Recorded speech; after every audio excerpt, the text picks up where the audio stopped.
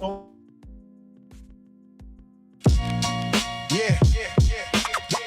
Pay attention. Yeah. Pay attention. I don't walk it loud. I let the room settle first, cause the ones who talk the most usually rehearse. You came with a speech, I came with the sauce. So when the noise dies down, the facts run their course. You felt every word, I just stated the case. That's the difference between us, emotion and bass. See, I never raise my voice to make a point land. I just lay it out slow till you understand. Every tick I drop, I can show you the proof so you can stay mad. But you can't dodge the truth, they call it a debate. But it plays like a glass where the loud ones fade and the real ones last. Lock mood on the beat and the message is clear. Truth moves slow, but it always gets here. You brought the opinion, I brought the receipt. So the moment you spoke, you were already beat. I don't argue to win, I just lay out the fact and let you talk yourself into walking it back. By the time that you finish, yeah. Pay attention.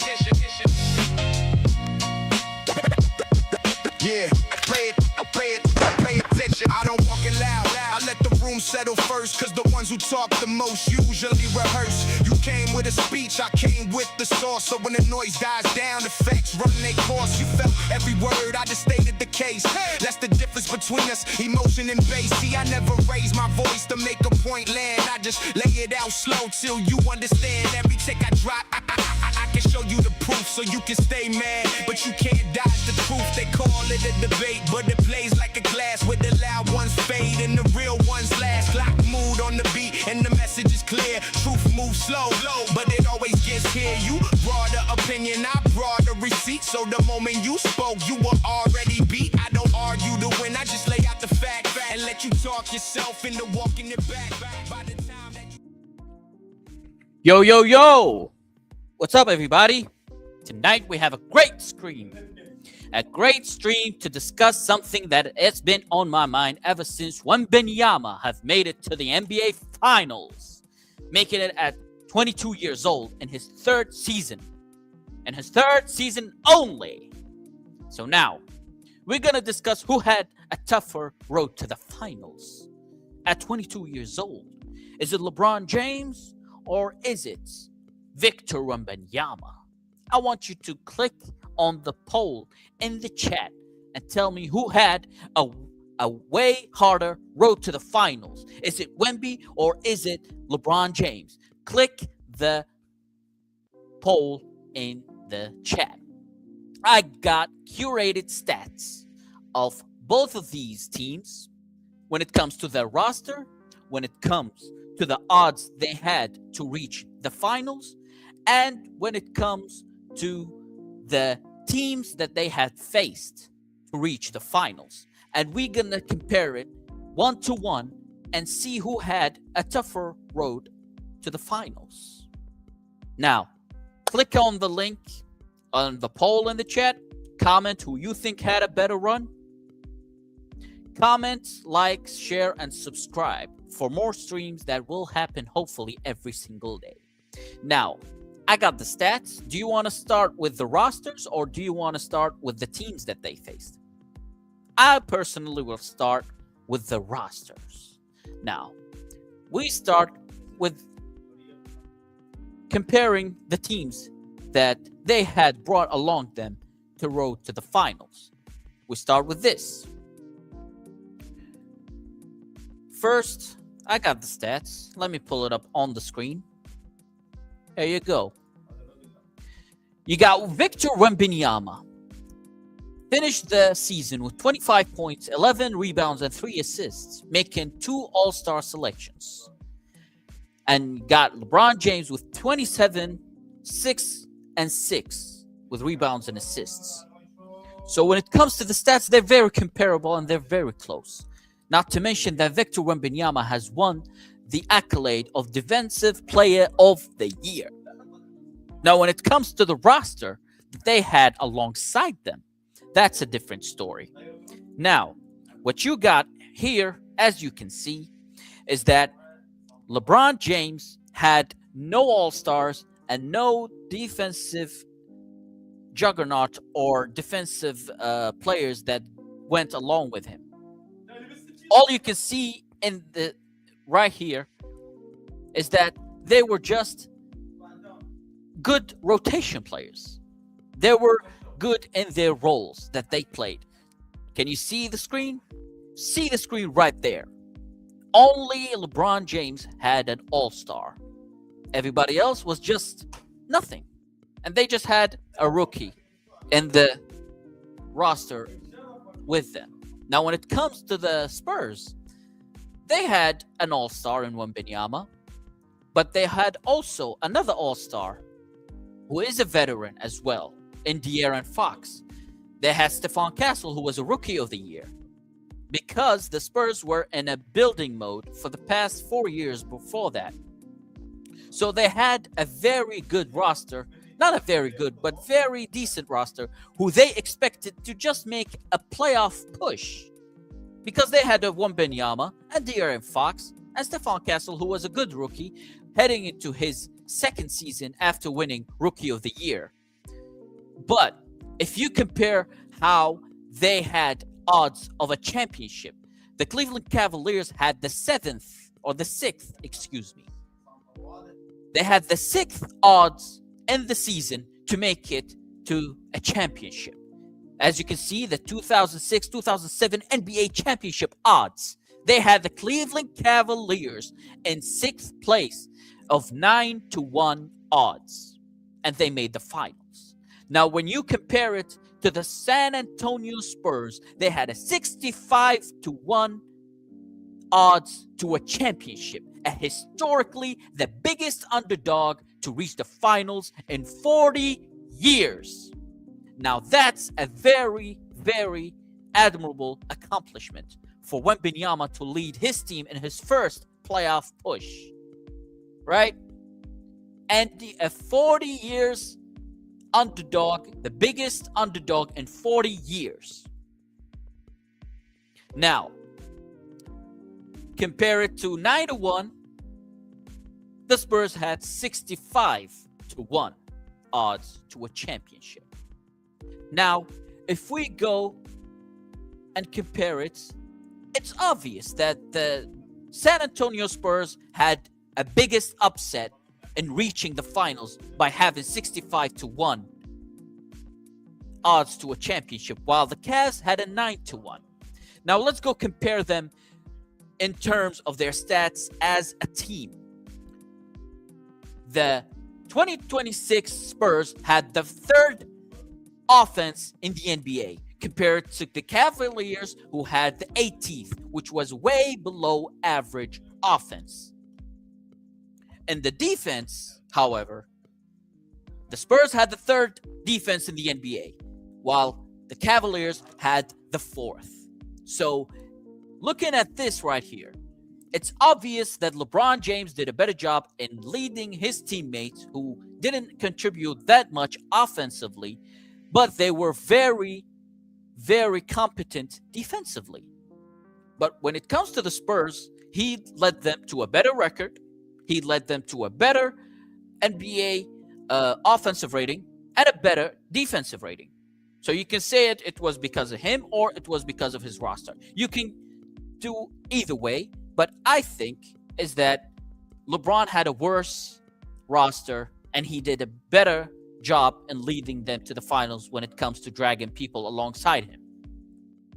Now, these are the stats when it compares to the defense and offense and the rosters. We've gone along them. And when it comes to the odds to reach a championship, the Spurs had way better underdog of reaching the finals than the Cleveland Cavaliers.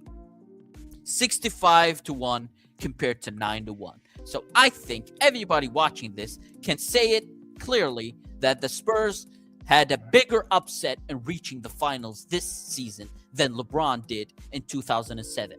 Now, we can compare the competition that both of these superstars went through with their teams on their road to the NBA Finals. Who do you think had a worse or a tougher road to the finals? Was it Wemby or was it LeBron? I want to hear it in the chat or in the likes or in the comments, whatever. Tell me who you think it is. I got the stats lined up and I'll pull them up in a moment. Notice, right? I'm just waiting to see who do y'all think had a worse road to the finals. Is it LeBron or is it Wemby? I'm gonna pull up the stats of both of those teams in a moment, but I'm gonna show you that the Spurs had a way tougher road to the finals than the 2007 Clippers. Not Clippers. God damn. I mean to the Cavs. Let's play this tab right here and show what are we talking about. Hold on right here. If you see this right here, it says comparing the teams that Spurs and LeBron has went through to reach the finals. Who do you start with, LeBron or the Spurs? I'm going to start with LeBron because it was an older time. It was in 2007, right? So they first played in the first round the Washington Wizards, who had their star player in Gilbert Arenas, who had 29 points a game, injured. He was injured and didn't play that series. With a record of 41-41, who was borderline 500 team, they swept them. Very admirable of LeBron to win that series in a sweep. Compared to the first round of Wembenyama, they faced a 42-40 team. A slightly better in win percentage just by one game, but they also didn't have their star player, Damian Lillard, because he was still rehabilitating his torn Achilles and didn't play in the whole season. So both of these teams had their star player not making it to the series. But in comparison, they had a teammate who had 22 points per game compared to Washington Wizards, who didn't have any player above 20 points a game. So when it comes to the rosters, the Portland Trailblazers had a better roster. They had more players with double-digit points than the Washington Wizards. So the first round, I give it to Wembenyama and the Spurs of having a tougher opponent in the first round. Now let's go to the second round. Let's start with the New Jersey Nets. Another 41-41 record, a 500, borderline 500 team. And they were the 6th seed. They had a Vince Carter, who was past his prime at 30 years old. Hey, man. What's up, man? Hey, I'm just stating the facts and the stats right now. Just following your footsteps, brother. Right. So we're going to start with the New Jersey Nets. They had Vince Carter, who was past his prime, and Jason Kidd, who can you see me in the bubble right here? Yeah, that's me right now. I got my camera on and everything. Right. So they had Jason Kidd, who was way past his prime. He was dusty at that age. He was 34 years old. And Vince Carter, who was 30 past his prime and his athletic prime. Right? Still 41-41 record, 500 team. They beat them 4-2. Very commendable of LeBron James. But when you compare it to the second round of the Spurs, what do you think? They had a 49-33. 8 games better. 8 games better than the second round that LeBron faced. Right? They had Anthony Edwards, who was an all-star. They had Julius Randle, a 3-time all-star, and Rudy Gobert, who was a 4-time DPOI, a Defensive Player of the Year, who got Jokic in a straitjacket in the previous round. Right? So, even in the second round, I'll give it to the Spurs.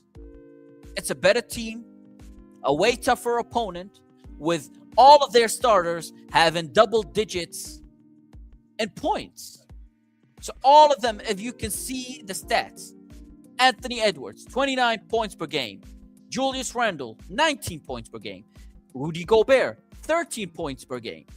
Jaden McDaniels, 16 points per game. And Naz Reid, 15 points per game. They had a very well-rounded roster who got into the second round after getting rid of the Denver Nuggets, who had arguably the best player in the NBA in Jokic. Compare it to LeBron James, 41-41. That's not that bad of a team, but it's not that good of a team either.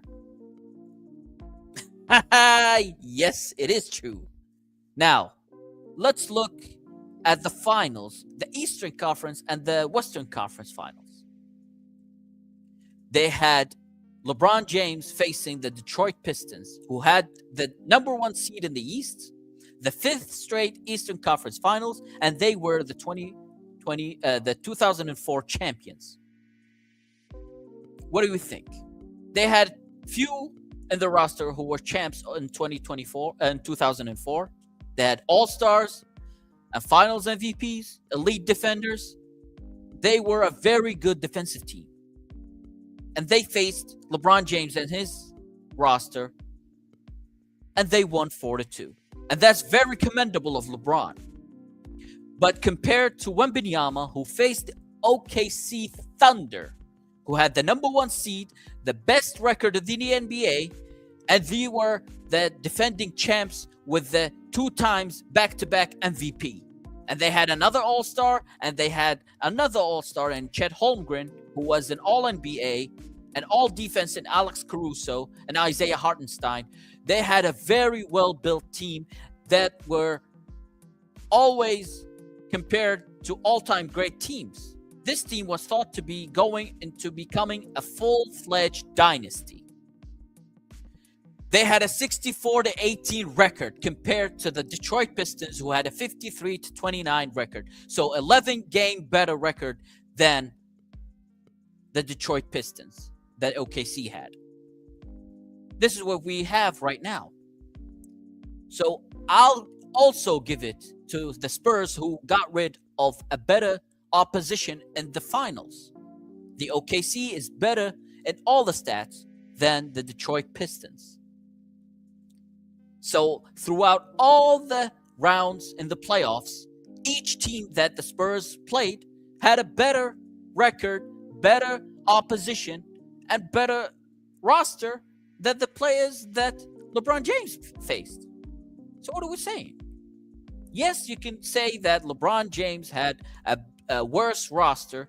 Yes, you can say that they didn't do anything offensively and all of it was on the shoulders of LeBron James. But, and you see it right here, that the offensive rating was the 18th. That was trash. But you can also say that the Spurs had a 65-1 odds to reach a championship, while the Cavs had 9-1. So when it comes to the underdogs, the Spurs had a way bigger gap in reaching the finals than the Cavaliers. 65-1 compared to 9-1 odds of going to a championship. I mean, these are the stats right in front of you. Is there any, am I right or wrong? Am I right or wrong to think that he faced bigger opposition, but LeBron had a worse roster? That's fair. LeBron dragged a worse roster, but he faced worse opposition. And Wemby got a bigger underdog story with a historically, listen to it right here, historically the biggest underdog to reach finals in 40 plus years. These are the stats right in front of you. You can find it right there. Right? But, and I went to compare it in the playoffs, round against round, and we saw that Wemby faced way worse competition, as in way harder competition, right? The Portland Trail Blazers had better time than the Washington Wizards, who had their all-star player in Gilbert Arenas injured. And they faced then the Minnesota Timberwolves, who were way better than the New Jersey Nets, who had their players aging, 34 and Jason Kidd, and Vince Carter, who was 30 past his prime. The Minnesota Timberwolves is way better than the New Jersey Nets at that time, with a way better record at 49-33, while the New Jersey Nets had 41-41. What are we talking about? Then when it comes to the finals, the conference finals, OKC was an all-time great team. 64-18, 2 times MVP back-to-back, an all-star and all-defense players all throughout the roster, compared to the Detroit Pistons, who had a worse record and didn't have a player who had 20 points per game. They didn't have a 20 points per game player in the roster in the Detroit Pistons. Well, the OKC had 31 points per game player, and throughout the whole roster, double-digit players who get you points at any time. So I got the stats right in front of you. You can choose to believe it, you can choose to argue with it, but I just gave you the facts and the stats. Can't differentiate between the two of them. These are the rosters, these are the teams that they faced. In my opinion, LeBron had a worse team to drag to the finals, but Wembanyama had a way tougher opposition and no business in reaching the finals in his first playoff run by having 65-1 odds of getting to a championship. So what do you think, everybody? Am I right or wrong? Am I right or wrong in assessing this? I think I'm very right in what I said. I think I'm very on the nose in what I said. I got all the stats to back it up. If you choose to argue with it, that's fine. If you choose to agree with it, that's even fine. So what do y'all think? Who had a tougher road to the finals? Now you see I see the poll right here. It says 60% voted to LeBron and 40% voted for Wembanyama. Hey, that's fine. If you think it's Wembanyama wasn't that hard of a road to the finals, then explain why he had 65-1 odds of reaching the finals, with historically the biggest underdog to reach the finals in 40 plus years. LeBron didn't have that type of odds. He had 9-1. So explain that to me. Right? 65-1 compared to 9-1 of the Cavs. And they had way tougher opposition throughout the whole playoffs. So which one is it? I think it's Wembanyama's road that was tougher. That's just me, though. So if anybody wants to come up the panel, discuss what happened, tell me if you think it was Wembanyama or it was LeBron James. To me, I think it's Wembanyama. When it comes to the stats, he had a way tougher opposition. He had biggest underdog odds to reach the finals. That's what makes it a better playoff run. What do y'all think right now? I think it's Wembanyama, hands down. Even though LeBron has carried a way worse roster, I don't think that LeBron James takes this. Look at this, 65-1 compared to LeBron James, Cavs 9-1 odds. So it's right there. The stats say the whole story. LeBron James didn't have that tougher opposition in his road to the finals, but Wembanyama did. That's it. That's all that's need to be said. Wembanyama takes the cake. And I'm going to point it out in the chat. Wembanyama had the tougher road to the finals. There you go. You can argue with it. You can like it or dislike it. But that's what I had reached in conclusion to what we have seen in this stream. Wembanyama takes it as having the tougher road to the finals. It's over. All the stats has been laid out. All the facts have been laid out. All the opposition has been laid out. Wembenyama takes this. You can't argue with the stats. The stats has been laid out. Even though LeBron, to his credit, dragged the worst roster, but he had weaker opposition. And he had a better odds to a championship than the Spurs had this year. 9-1, 65-1. There you go. Can you argue with that? Can anybody in the chat tell me otherwise? I don't think you can. I don't think you can at all. The stats have been laid out and they tell all the facts.